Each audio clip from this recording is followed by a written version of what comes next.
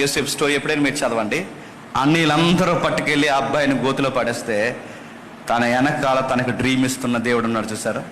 ఈ గోతులో పడిన కుర్రోడిని ఈజిప్ట్ సింహాసనం మీద ఎలా కూర్చోబెట్టాలని వెనకాల ఆయన ఆలోచిస్తున్నాడు. That is the dream. నువ్వు అక్కడితోనే ఆగిపోకు, నా లైఫ్ ఎలా అయిపోయిందంటే ఏం కాదు, ముందు నువ్వు నిలబడు.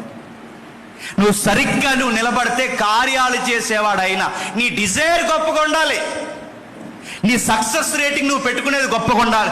సాయంత్రం వచ్చాను, వెళ్ళాను, కలే మెతుకులు తిన్నాను, ఇది కాదు, అది అందరూ చేసే పనే. కానీ సెపరేట్ సంథింగ్ స్పెషల్ ఉండాలి నీ లైఫ్. ఈ నలుగురితో నువ్వు ఏదో అన్నారు కదా సామెత, నలుగురితో, అది కాదు.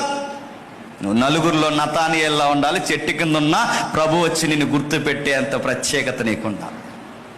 నిన్ను చూడాలి, నీ పట్ల దేవుడు కోరికలు నెరవేర్చుకోవాలి, ఆశపడాలి. యోసేపు స్టోరీలో అదే కనబడుతుంది. తన జీవితంలో చాలా చాలా క్లోజ్ సర్కిల్ ఆయనకి ద్రోహం చేశారు.